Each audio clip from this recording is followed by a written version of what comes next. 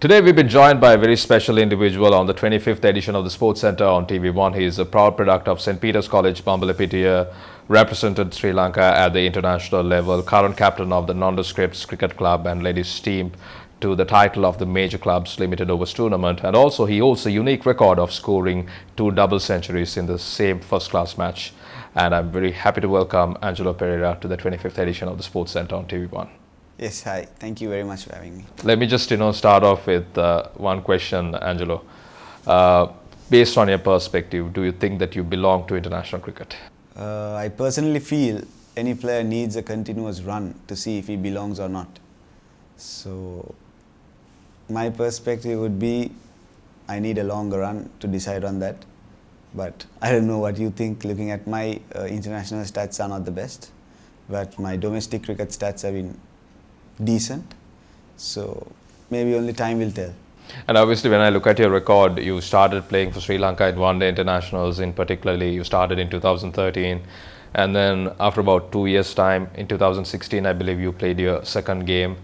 That was your third stint for Sri Lanka against Australia. You played only one match. Again, then just before the World Cup, when Lasith Malinga was the captain, you played the 5th ODI in Cape Town, where you scored 31 runs. That's one notable contribution from you during a short stint in terms of international career.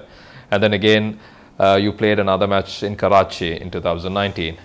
When I look at your stint in international career, it's about like, you play one match in a year, and after about a couple of years, you played another.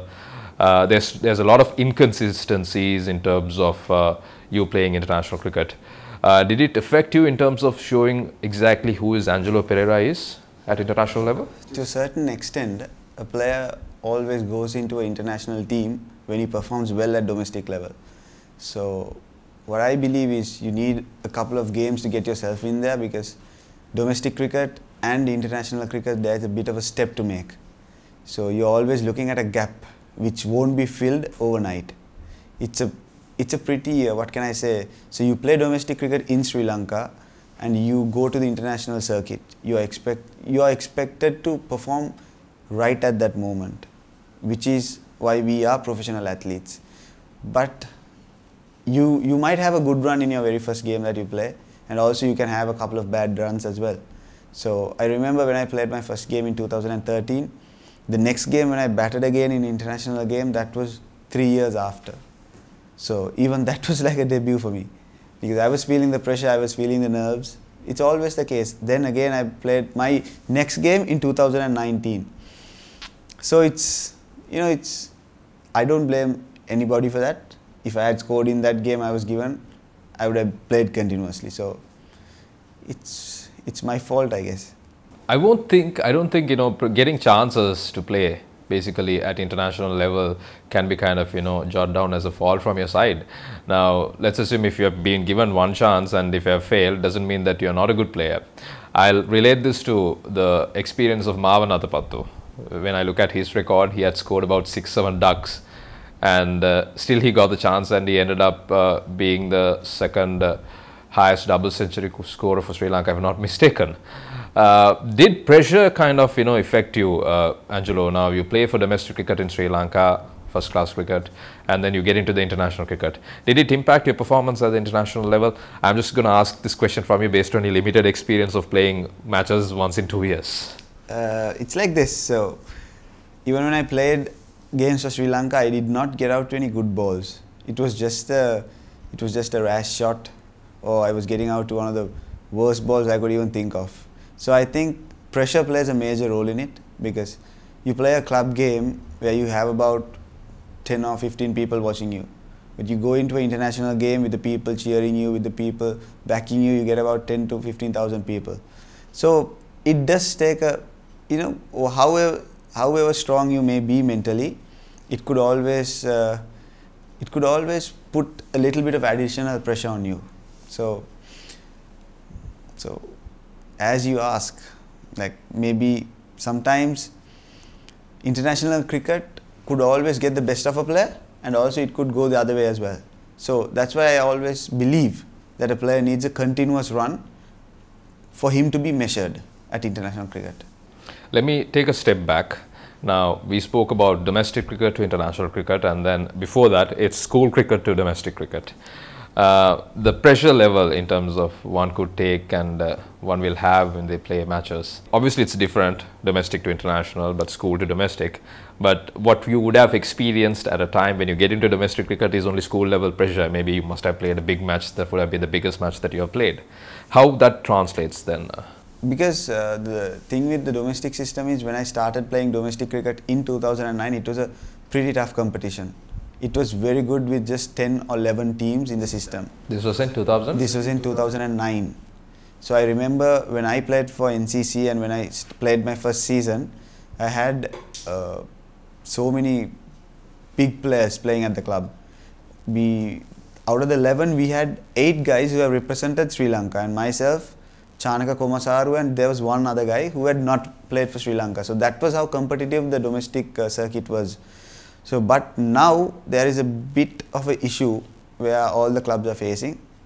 So I don't know what the reason for that is, but that can be one of the reasons why people say that the domestic structure is not the best.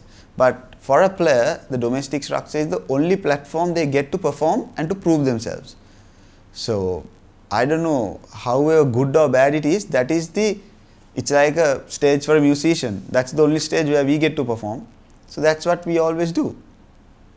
So judging you based on the performances that you kind of deliver in the domestic cricket, that is the only platform for us to perform.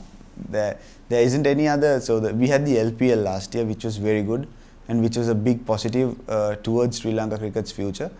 And I think if the LPL continues, Sri Lanka will have many more good prospects coming in. We spoke about your stints at the international level. Every other year you play a match or two. What type of a communication that you had with the selectors about you being selected to play for Sri Lanka? What did they tell you exactly when they select you to play for a match?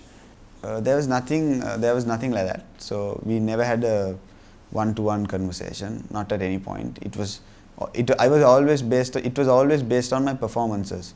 So I have a stellar club season, then I'm picked. So it was nothing other than that made me go there, because I was a very fat kid as well when I left school. So I have trained myself. I have made up a routine for myself to make sure that I give my 100% so that I don't regret one day.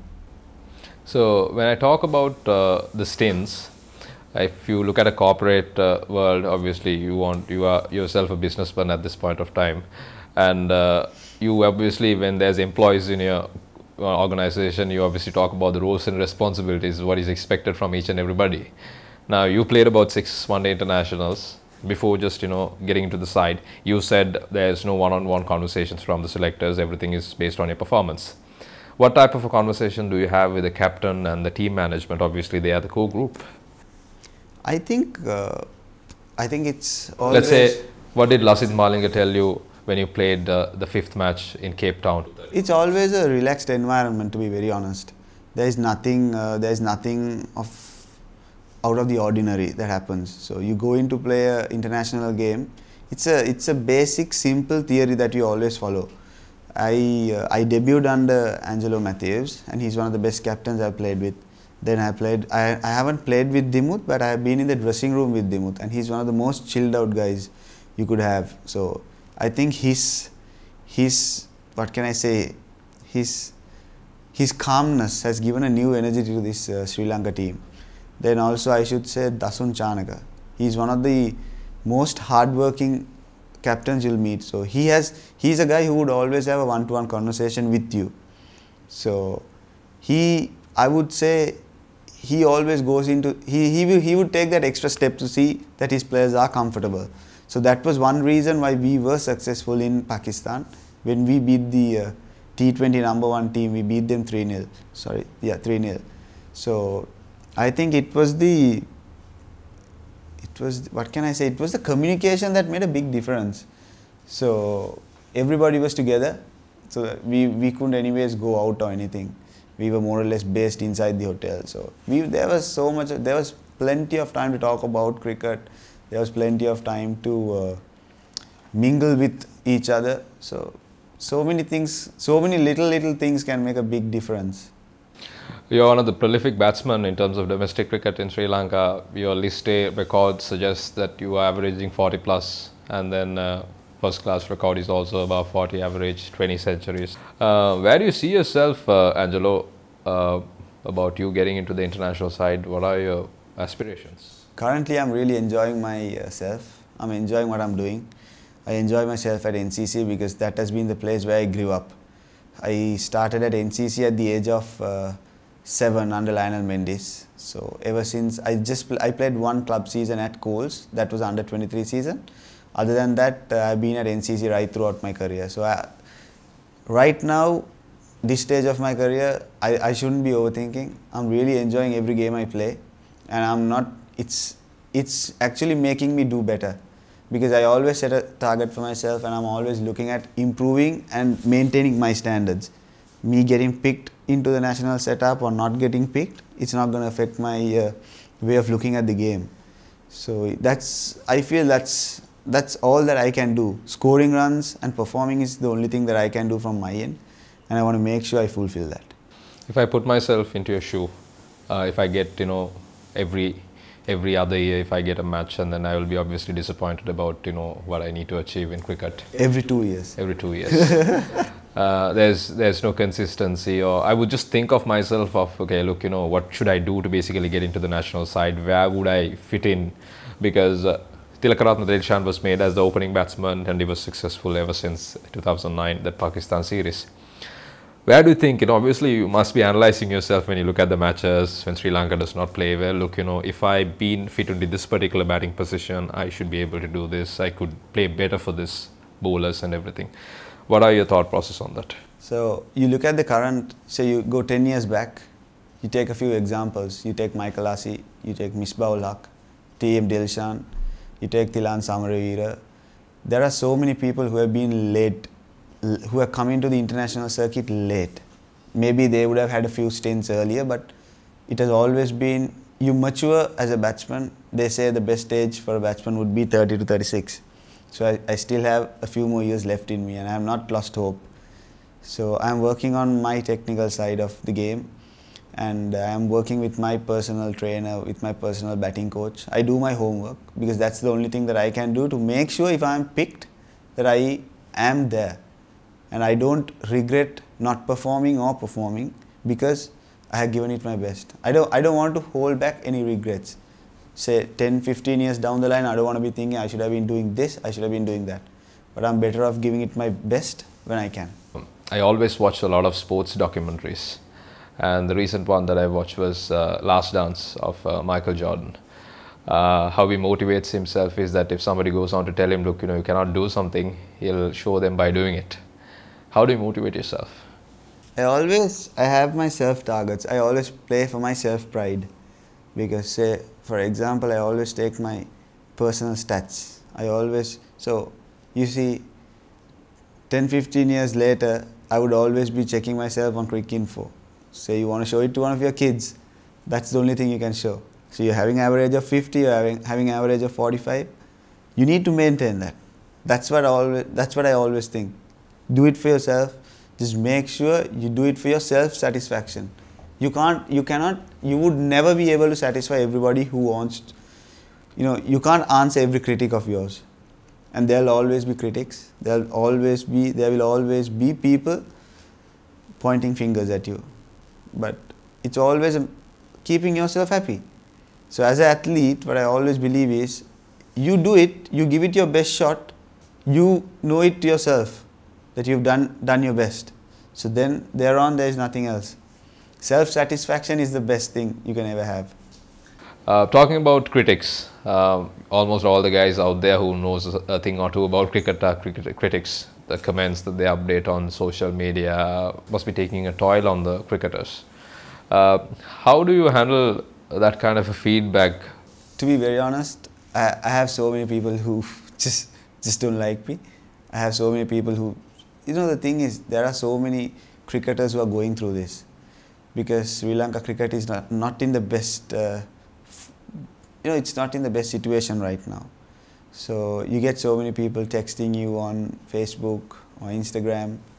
You get so many people telling you what to do. You get so many people criticizing you in very bad language and very abusive language. But still, we do understand that they love the country, they love the game. And they have seen the Aravind De Silvas, Sanat Jayasuriya, Sangakkara Mahilavas, Muralidharan. And you see, Sri Lanka is used to a culture of winning. And in the recent past, we've had a tough time. So I think tough times are not forever. So you see the team doing well now, you see them coming up with some good performances. Sri Lanka cricket has a lot of hope in it. You see the young stars who are coming up. You take Avishka, Wanindu, Pathum Nissanka, Kusal Mendis, Dikwella. So you see the young stars coming up, they're rising to the occasions, they're doing their best. You know, it's just a matter of time. However much we may want the team to win, it's not going to happen overnight. It'll always take its due time. You need a player to play at least 30 to 40 games to make sure he's coming and he's doing his best for the team. You can't expect a player to come there in his first 5 matches. You can't expect him to win you 3 games. So it's always, as I said, there will be a time. It's not far away. You can see we had a good one-day tournament in West Indies. We did lose, but we had some significant performers. You see, Danushka was brilliant. Wanindu was absolutely brilliant. So, you know, it's just a matter of time. I think Sri Lanka cricket should be back winning games, winning series, winning tournaments very soon. If there is a message from a cricketer's perspective, I ask you to give to all these critics who give negatives and positives, what would you tell them from a player's perspective? What is your thought process? I don't want to give anybody a message or anything. It's just that every time we go out there, we try to do our best for the country. Let it be Sri Lanka, let it be a team in the LPL, let it be the club side. Nobody wants to lose. Nobody wants to perform badly and to get his personal image, his personal performances matters. So everybody goes there with a purpose. Nobody wants to fail, nobody wants to get the country to lose. So yes, you have some bad days, you have some good days. So I don't know, the message would be, we are all human and every human is bound to fail, every human can fail. So we do our best, we do our training, we do sacrifice a lot as cricketers, as players, as athletes. Any athlete in any sport sacrifices a lot. Say the meals you have, then say the family time you spend with your family, even the training, the process that they go through. Nobody sees the work that we do behind the scenes. So usually you play a game, sometimes it's 40 degrees out there. You're playing a 4-day game for your club. So still, the domestic cricketers in Sri Lanka go through a lot. So the only thing I can say is, treat everybody as humans. We are all human. We don't go there to fail. We want to do our very best. We want to give our very best. So have some mercy on us. I think there's no better time to basically change a bad habit than present. And like you said, you are preparing well, you are doing all the homework in a proper way. And Sri Lanka had seen enough since the retirement of Mahela Jayawardene and Kumar Sangakkara from 2016 and now onwards. And there's always hope at the end of the tunnel, and I think that had come recently. We played well in West Indies, and the losses that we experienced against West Indies were not the similar losses as we experienced in the past, where we were not competitive at all. We are getting there, as I said, we are getting there, and we are not far from it. So it's just a matter of time. Yes, it has taken 3-4 years.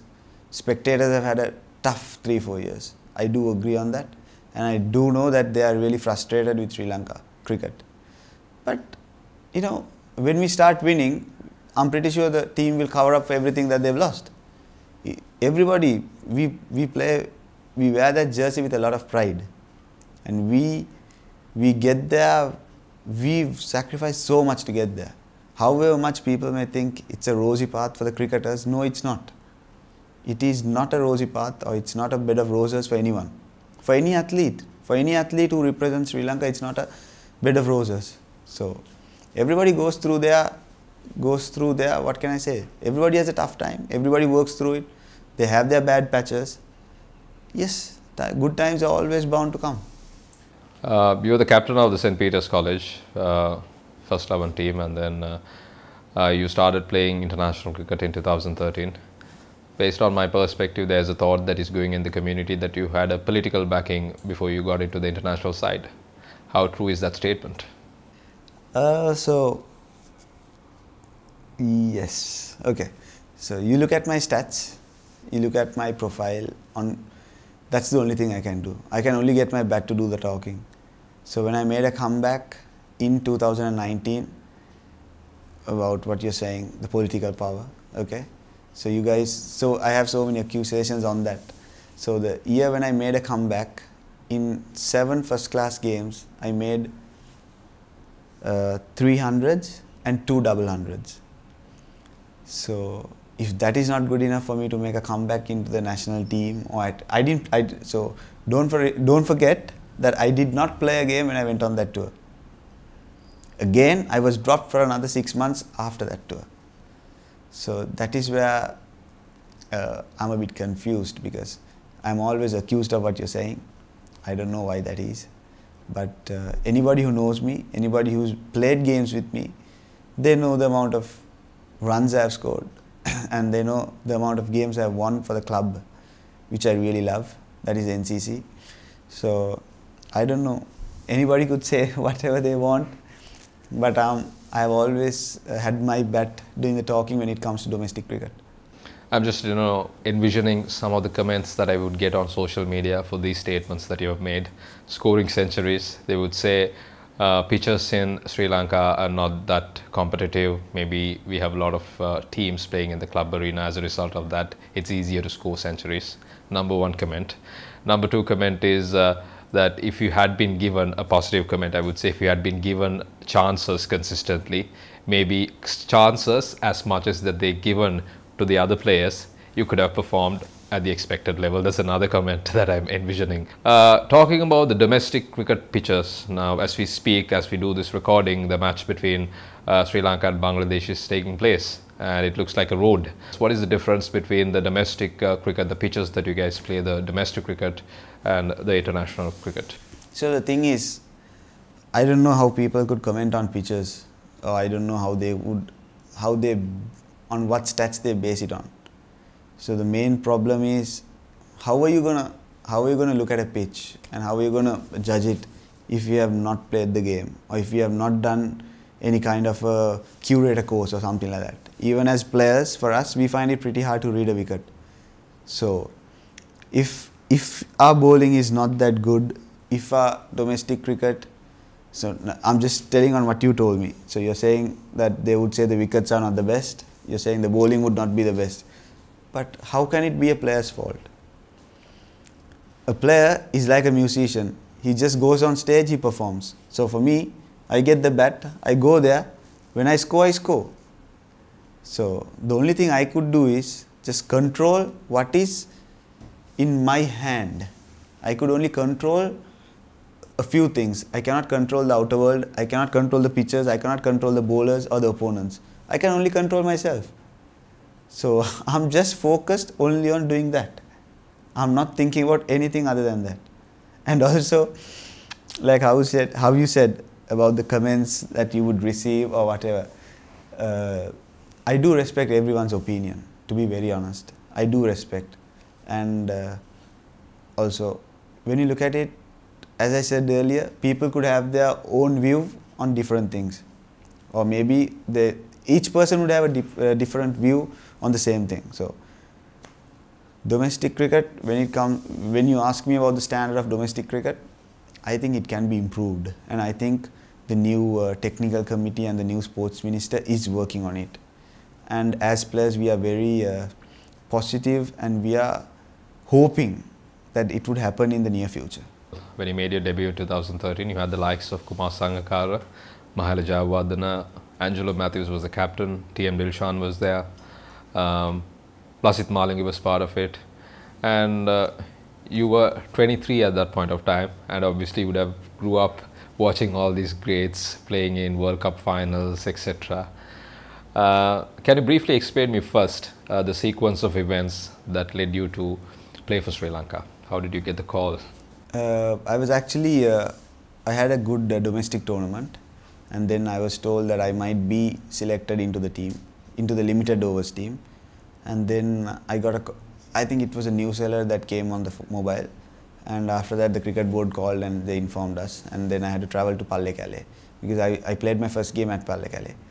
Then I remember Kumaya, Malaya, then all of them.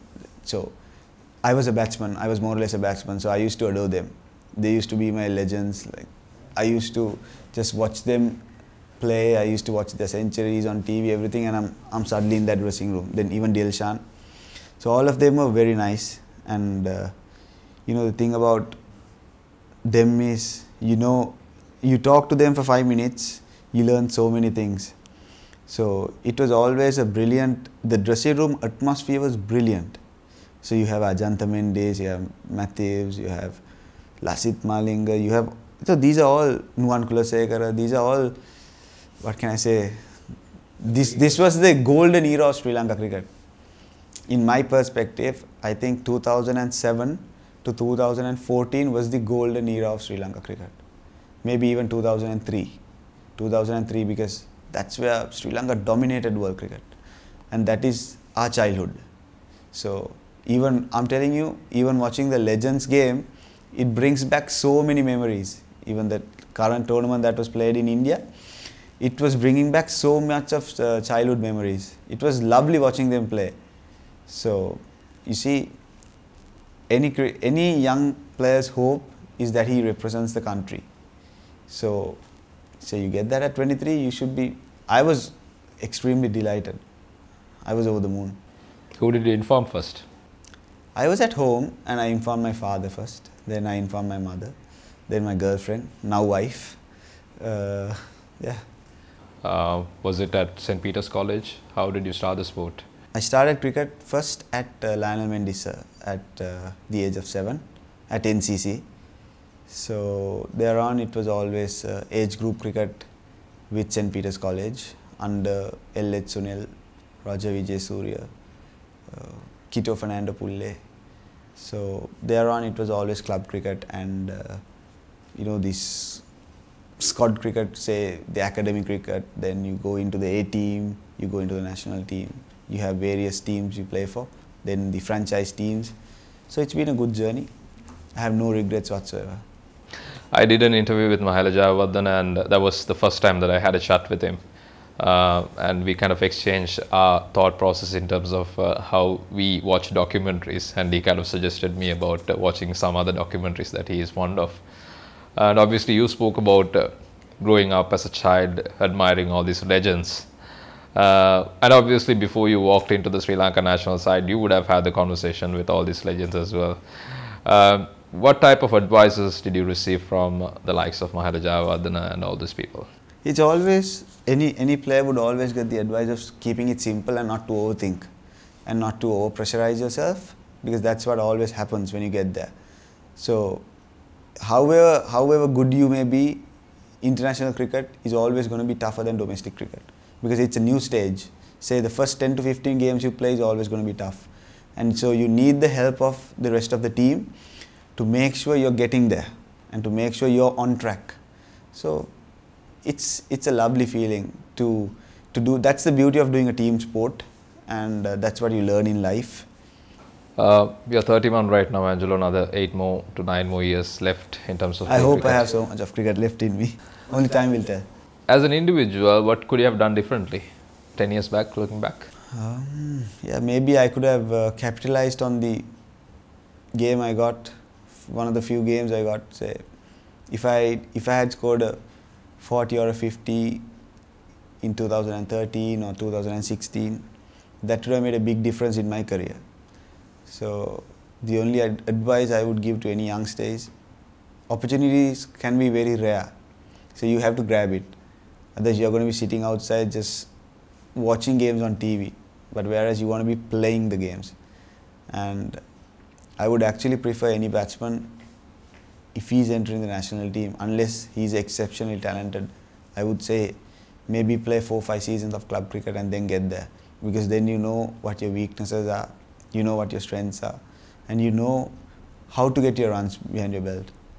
So you see, there are so many players who have had brilliant domestic seasons, but who haven't been lucky enough to go there. So I was lucky enough to get the national cap, and I really value that. So my advice would be, just keep it simple, not to overthink, and not to go behind things which are temporary, but go so that end of the day you are doing the right thing, and you could always stand firm and believe in what you did. Lanka Premier League. You played with the likes of Anwar Ali, Samit Patel was there with Dumbler Viking. How was that experience, and what is that learning outcome did you get from it? I think it's great, because I would have actually valued this experience at the age of 23 or 25, because what you learn from them, say you play 4 or 5 seasons of LPL with international cricketers, we are there. Because we played with them, we faced bowlers bowling at 145, we faced good spinners, the bowlers have bowled at good batsmen. So that automatically makes you improve your game.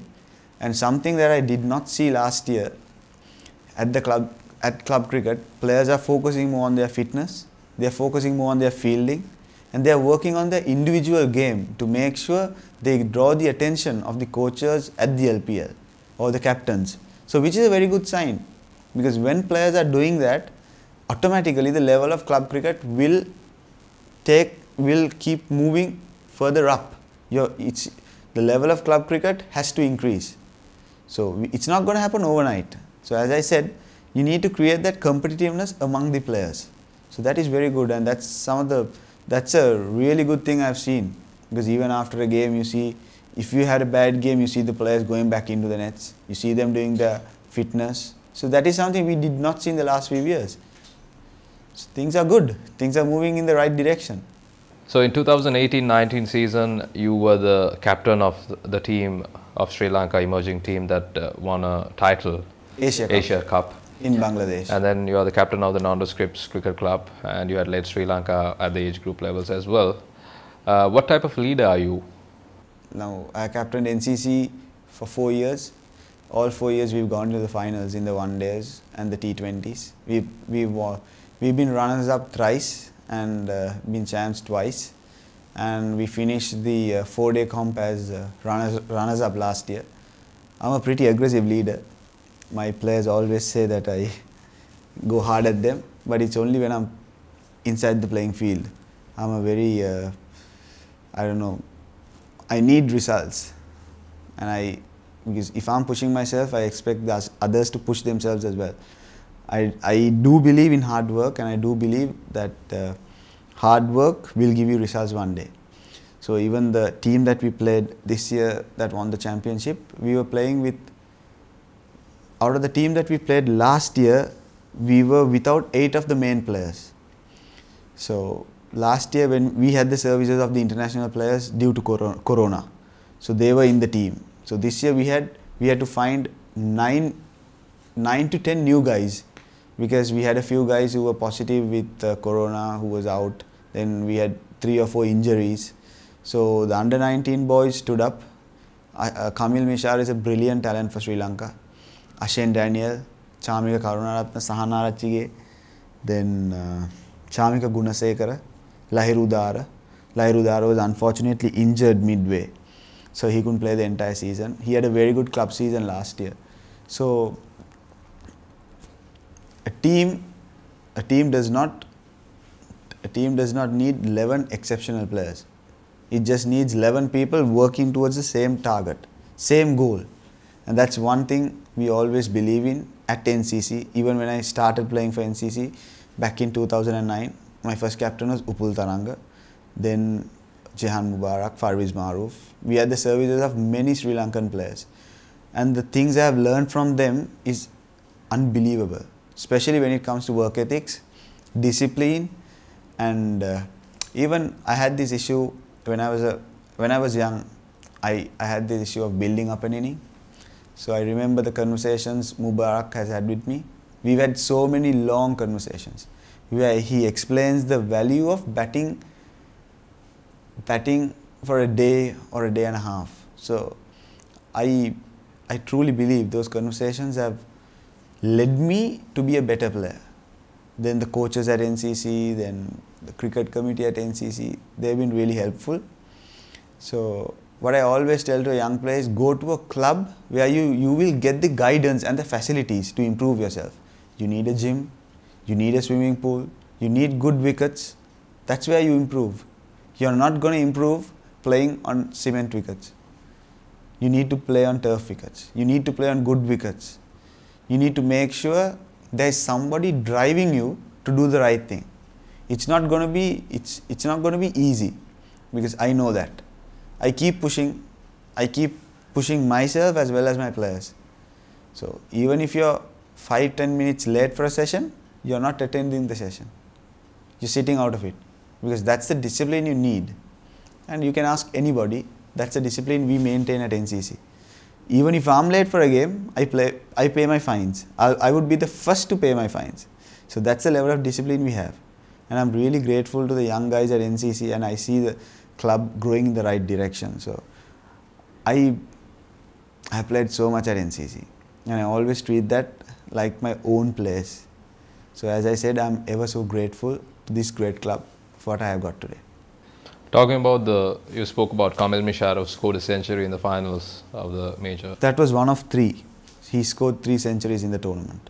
Now we know who are the players playing in the Sri Lanka current circuit. When you talk about the batting order, you understand who are the players out there. And obviously we need to think about from a fan's perspective. We want to plan for the next 10 years, 20 years as well, what we're going to see from Sri Lanka's perspective. Who are the players who could take Sri Lanka to the next level apart from the current crop of players? I think Kamil Misharov is definitely one. Then he's an opening batsman, right? He's an opener. He can bat at number 3.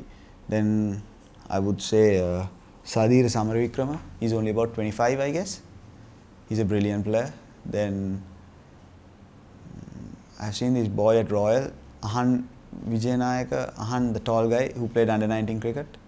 Then there are so many good players. You get these fast bowlers, you get Ashane Daniel, then you get a good left-arm spinner playing for Tamil Union. I don't know his name, but Sri Lanka has so many cricketers who are really talented. We don't lack talent. It's just about how it's been nurtured and how it's brought out at the right time. So we have a brilliant setup at Kettarama. Sri Lanka cricket has some wonderfully talented and wonderfully gifted players. So we need to make the maximum out of it. I don't think Sri Lanka is, what can I say? There is no shortage of talent. It's just that cricketers are moving out of the country. You get so many good cricketers moving out. So you see, even Charit Tasalanka is still to come into the limelight. Then, it's not coming, but there are so many good cricketers, without a doubt. You see, Wanindu Asaranga, he's only 22 or 23. So he's already winning new games. So I'm pretty sure you can find a few more talented people like that.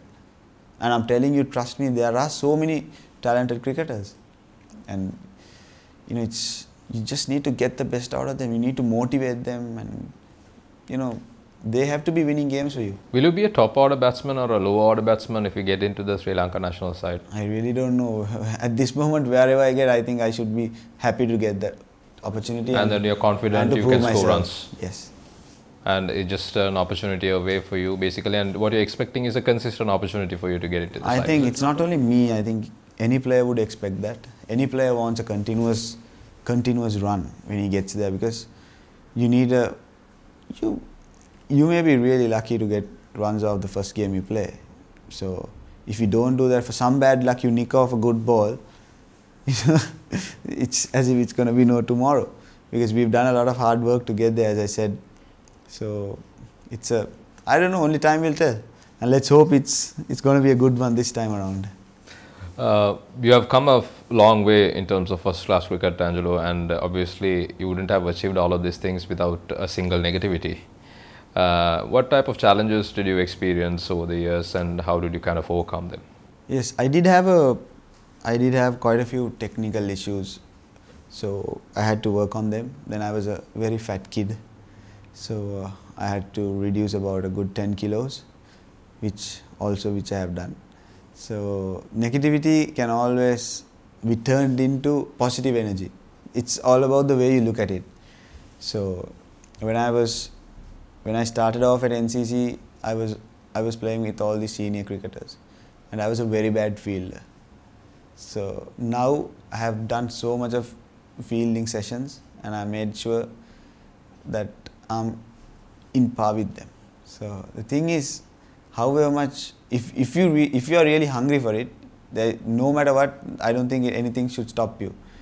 Do you have that hunger to play for Sri Lanka? I'm very much in it, and I don't think I've given up, and I won't be giving up. So I would always want to keep trying, and I'll keep knocking on that door.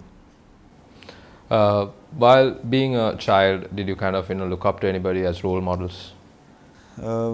It's always been my father, and cricket-wise, I have loved watching Michael Clarke.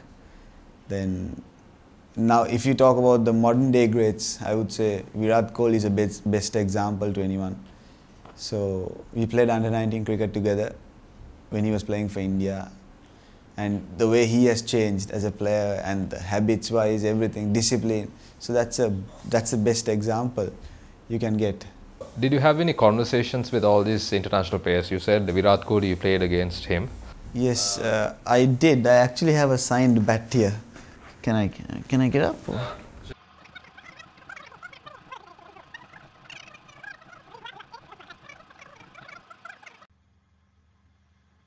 So I really cherish this. This is Virat Kohli because that is my wife's favorite player. So it's signed to my wife, Ravindi.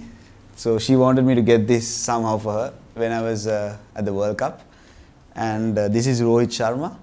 I really love watching him. Then I have a signed ball of Chris Gayle, then Jasprit Bumrah.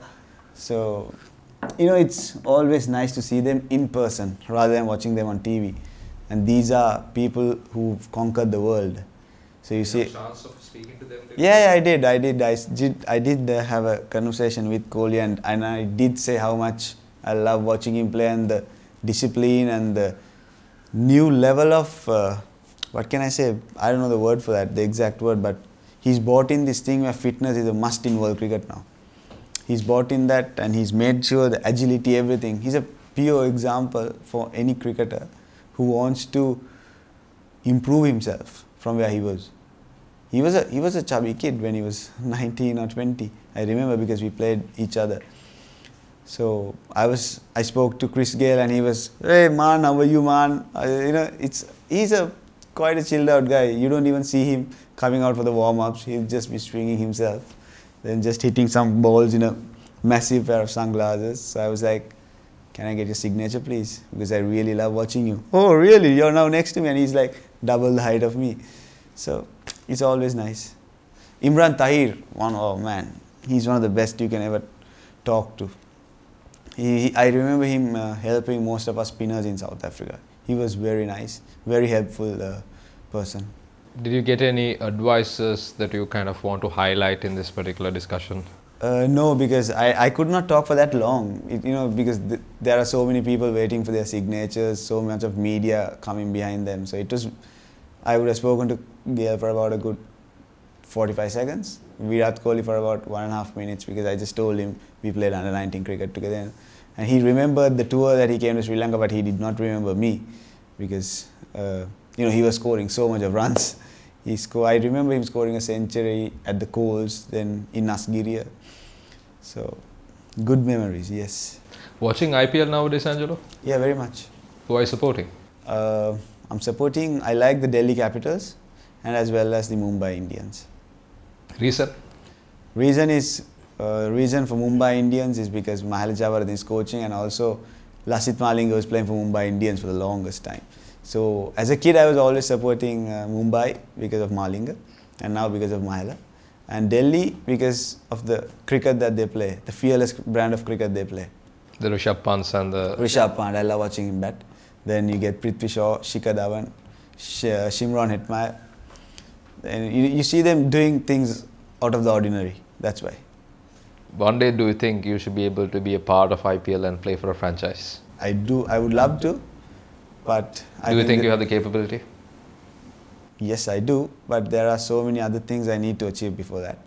Because I need to, you got to be realistic. That's the number one thing in life. You can't be having unrealistic goals and just live in a materialized world. So my first target would be to play for Sri Lanka, make an impact at international cricket, and then look further. You look like a very smart individual when I spoke to you, and you yourself are planning on doing your masters, and then you are a businessman already. Have any aspirations of getting into the board and then try to help in terms of on an administrative perspective with Sri Lanka cricket? Nothing of that sorts right now, but I will definitely... You want to be a coach or you want to be an administrator? Thing is, I want to start on my studies as well. So, because it has been neglected due to my commitments towards cricket. But in the near future, I'll be doing my studies and thinking of coming into administration. But I don't know if it's Sri Lanka cricket or what. So, but I do want to give back something. I want to give back to the domestic cricketers of Sri Lanka, because I know I have been in this system. I have played continuously. I'm not a person who's been out for international cricket or anything. So I have seen the amount that a domestic cricketer sacrifices and the struggles he goes through. So I want to make sure it's right one day. If I ask you to name what's your biggest achievement as a cricketer and as an individual? It would be scoring my 2 double hundreds. That was, I was really satisfied when I did that.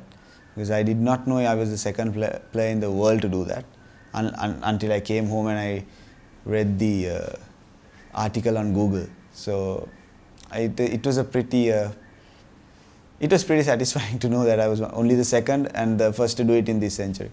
Before we wrap up the interview, I'm sure that a lot of people must have helped you along this journey. You spoke about your father. Who else? My parents. Then I have a younger brother.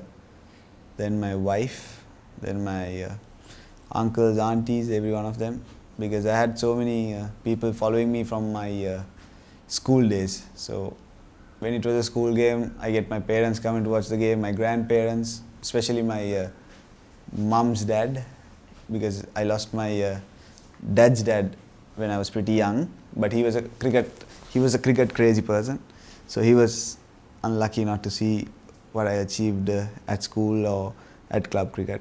But my other grandfather, he loves and he adores watching my games. So my tati and ammi, my parents, they always, now times are such that they don't get the chance to watch many games. But I made them come for the finals because I really wanted them to come and watch a game after a long time. And I was really glad to have them. So latest addition is my wife. She's been my girlfriend when I was pretty young, so when I was playing for college.